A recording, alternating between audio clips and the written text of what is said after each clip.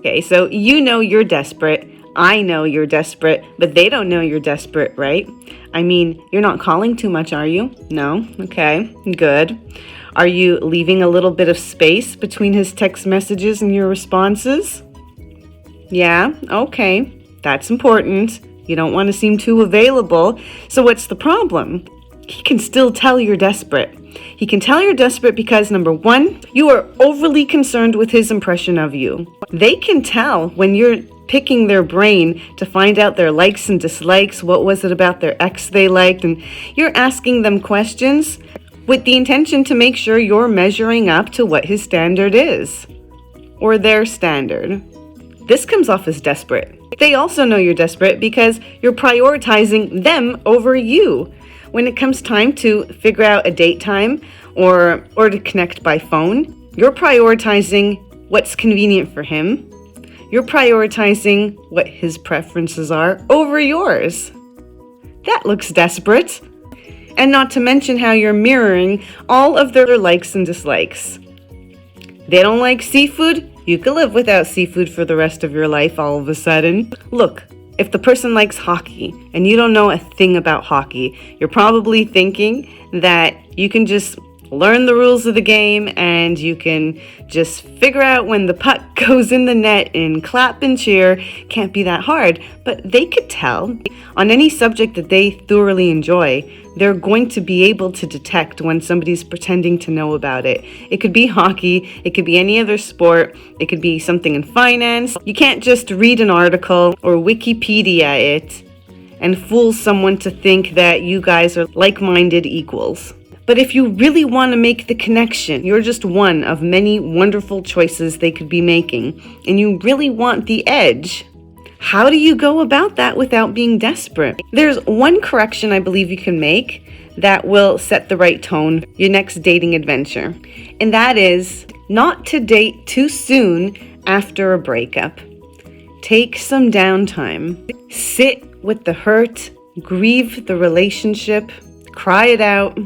Because if you start to date again after a breakup, you're going to be going into new connections, trying to recreate what you just lost.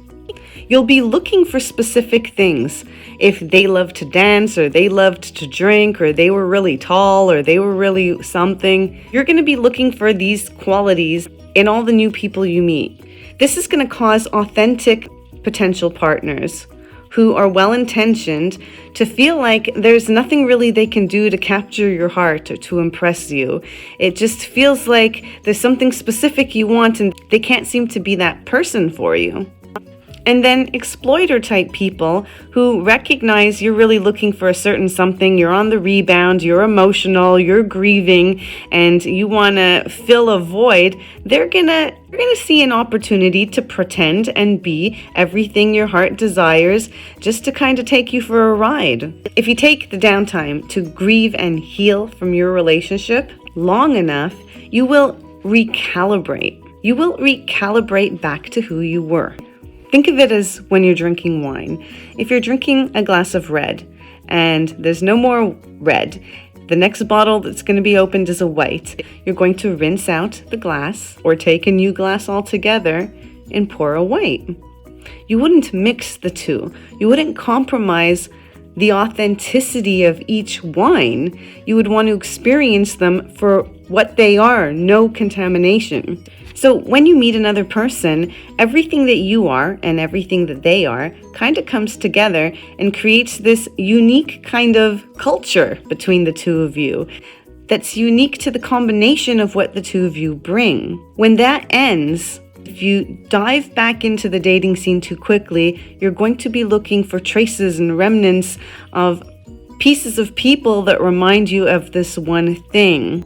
That will cause you to present yourself in an inauthentic way, as though you're interviewing, as though you have a hidden agenda, which you do.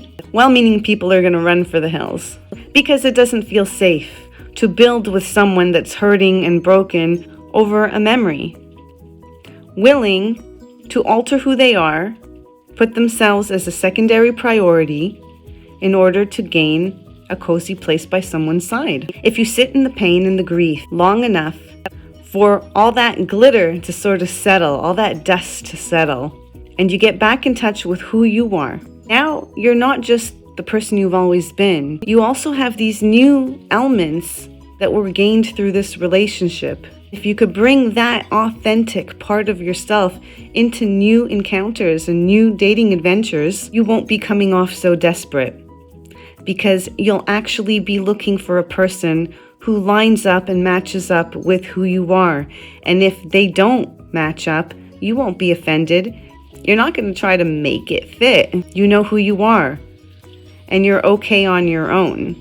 So if you want to avoid appearing desperate in your new connections, be sure to give yourself enough downtime in between relationships to recalibrate into who you truly are and this new version of you that encompasses elements of that last relationship, so that you're not trying to find those pieces in new partners. You already have it within yourself. If you connected with what I'm talking about, please hit the like button. My name is Ruthann, and this is Brain War. Thanks for watching.